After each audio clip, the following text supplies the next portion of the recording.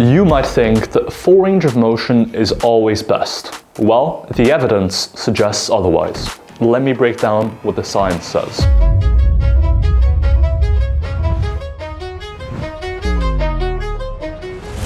Welcome back, Dr. Milo Wolf here today with Strong by Science, bringing you the latest range of motion research. In the gym, most people use a full range of motion. In fact, as part of my PhD, which was entirely on range of motion, we conducted a survey on 750 people. On average, within the survey, people used very close to a full range of motion for both muscle growth or for strength. Importantly, most respondents also thought that range of motion was a really impactful variable when it came to dictating how much muscle growth they saw and how much of a strength improvement they saw in the gym. So, is this true? Does a range of motion really have a big impact, and are people's practices in the gym, aka mostly using a full range of motion, consistent with the evidence? For example, while most respondents claimed to use pretty close to a full range of motion in their training for strength, when you look at different strength sports, like Olympic weightlifting versus powerlifting versus strongman, the ranges of motion that are involved are actually quite different. Take powerlifting, for example. In powerlifting, it is in your best interest to simply squat to parallel and no deeper. Indeed, in a powerlifting meet, the attempt is legal and passes, provided you squat to just parallel depth. Meanwhile, in Olympic weightlifting, many of the positions involved were actually ass to grass, or essentially as deep as you can go.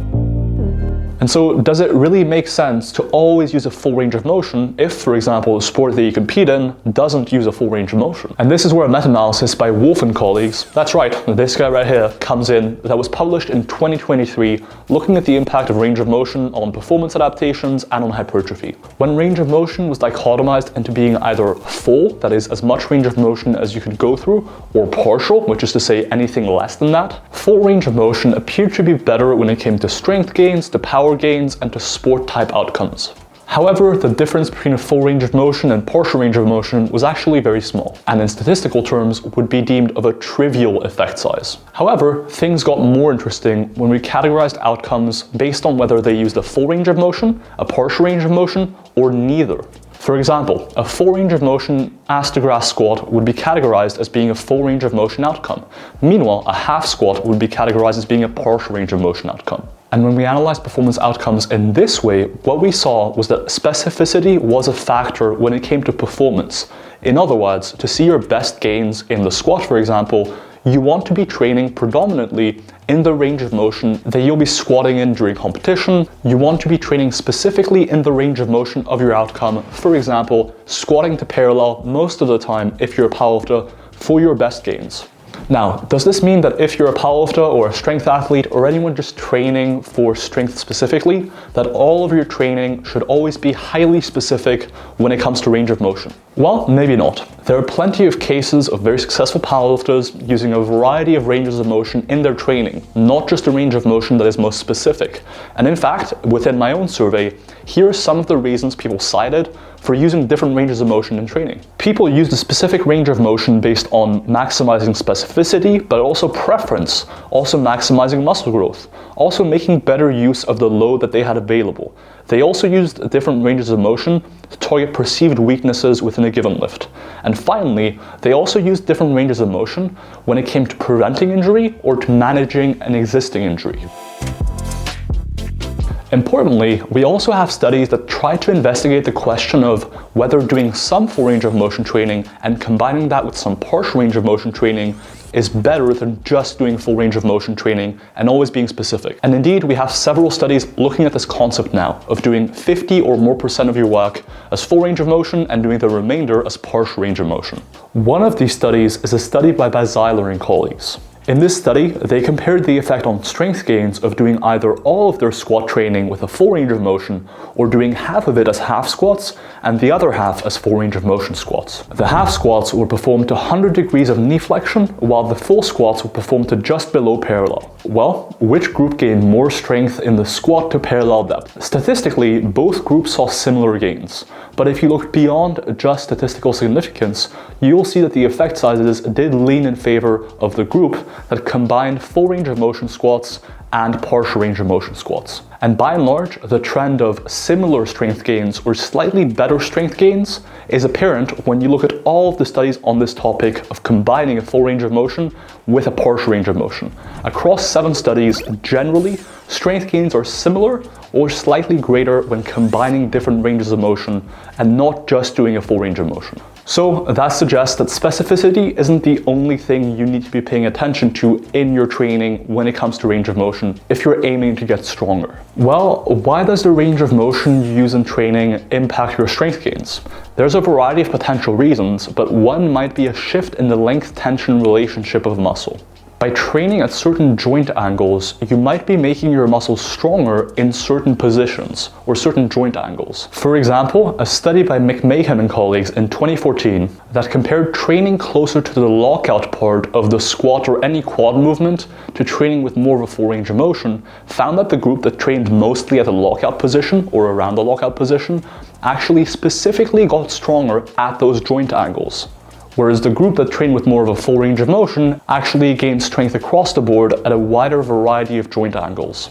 Basically, this suggests that the range of motion that you train with may impact what joint angles or ranges of motion you become stronger in. And perhaps in the long term, using a superior range of motion could lead to more muscle growth, which could then in turn impact how strong you can get. And that's a good segue into the second part of this video. How does range of motion influence hypertrophy? Is a full range of motion really always best?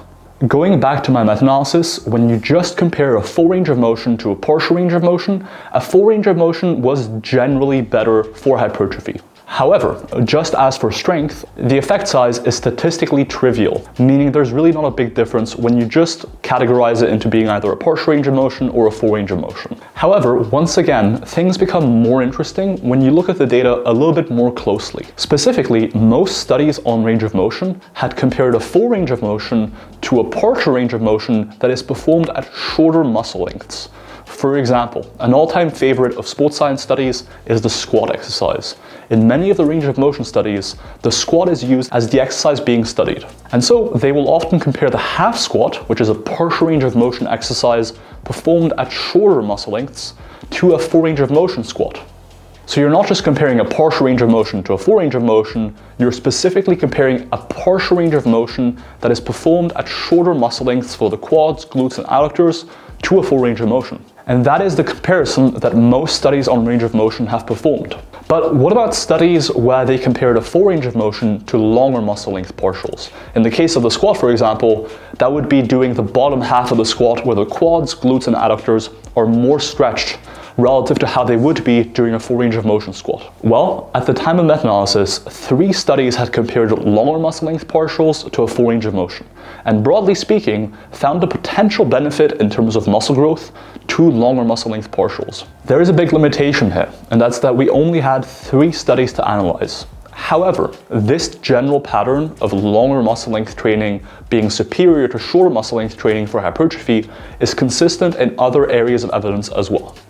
To give you a quick rundown, we have 8 studies, for example, comparing partial range of motion, so the same range of motion, but simply performed at different muscle lengths. For example, doing just the bottom half of a preacher curl to doing the top half of a preacher curl. Amongst these 8 studies, to give you a rough idea, 7 have found a benefit in terms of muscle growth to using lengthened partials over shortened partials, and the 8th study found no difference. Likewise, when it comes specifically to the calf raise exercise, we have 2 studies, one of which is a study that hasn't been published yet, by our own lab with Brad Schoenfeld, generally found that during the standing calf raise, or the calf raise with the knees extended, where the gastrocnemius is more lengthened, resulted in more muscle growth compared to doing the seated calf raise, where the gastrocnemius is more shortened.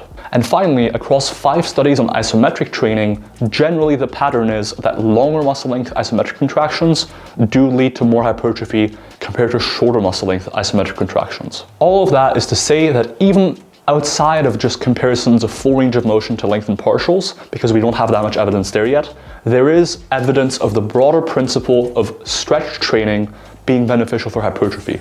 Importantly, since this meta-analysis that at the time only had 3 studies comparing lengthened partials to a full range of motion, 2 more studies have been conducted since then, one of which has been published and the other one of which has only been presented at a conference. The one that's been published is a study by Cassiano and colleagues where they compared doing full range of motion calf raises on the leg press to doing bottom half partials to doing top half partials. The bottom half partials lengthens the gastrocnemius and the soleus to a greater extent, whereas the top half partial shortens them to a greater extent. Broadly speaking, the lengthened partial group saw the best hypertrophy outcomes, with one of the two sides being measured, the medial side of measurement, seeing greater hypertrophy compared to both the full range of motion group and the shortened partials group. Whereas at the other side, there was still benefit, but it wasn't significant. And finally, this study has only been presented at a conference, and that's a study by Milo and colleagues, where they compared doing a full range of motion on the multi-hip exercise to a lengthened partial, or essentially only doing the lengthened half of the movement. They measured hypertrophy of the hamstrings and gluteus maximus using the MRI. In terms of muscle growth, all differences leaned in favor of the group performing lengthened partials, but the differences were only significant for the gluteus maximus and the biceps femoris long head, whereas for the semitendinosus and the semimembranosus, the differences weren't significant. So overall, we have quite a bit of evidence suggesting that longer muscle length training in the gym is likely going to be better for muscle growth compared to shorter muscle length training. And as an extension of that, we have some consistent evidence, 5 studies now, in favor of lengthened partials potentially being better for hypertrophy compared to a full range of motion. Now the big question is why? Why is lengthened training better than shortened training for hypertrophy? The truthful answer is that we just don't know yet. Anyone claiming to know for sure what the mechanisms here are is likely just making it up. If you want some details on potential mechanisms, check out the Strong by Science article on range of motion in the description below. Now, let's say I've sold you on the idea that longer muscle length training in the gym might lead to more muscle growth. How do I recommend going about incorporating this stuff? Generally, the way we've actually studied this stuff is using lengthened partials. And in these studies, generally, they use half reps. So whatever your full range of motion is, essentially perform half of that from the most stretched point of a lift to halfway up. Because we haven't studied the idea, for example, of doing lengthened partials after having done a full range of motion set, I would generally recommend doing lengthened partials as a standalone technique in your training. Interestingly, some muscle groups may or may not benefit more than others. At this point, we have pretty compelling evidence across a variety of muscle groups.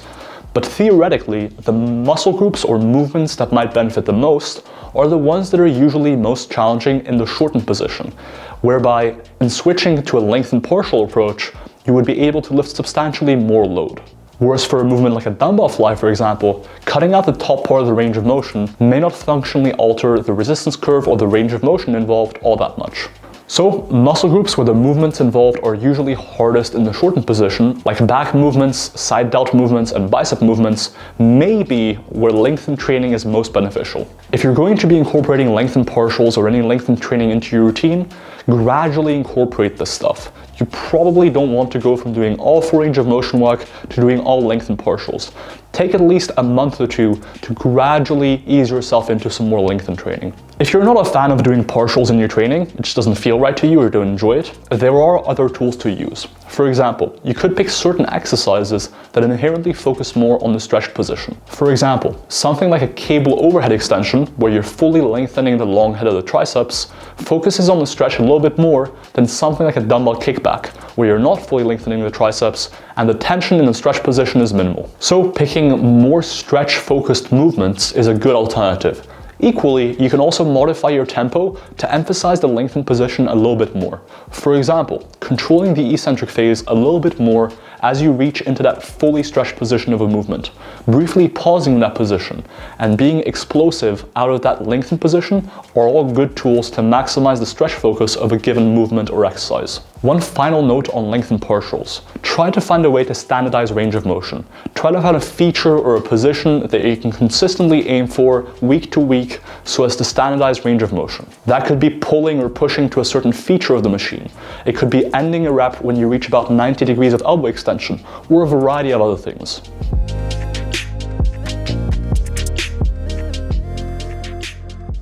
That's the video. I broke down all the science on range of motion. It was literally the topic of my PhD thesis for you. If you enjoyed the video, I would highly recommend checking out the full article by Strong by Science on range of motion in the description, or listening to a full podcast episode that we recorded on this exact topic.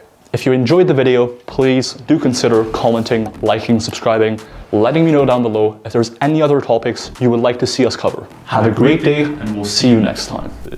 Quick shots, Strong by Science. Whoa, fancy. One of these studies is a study by Zeiler and colleagues. Kill me.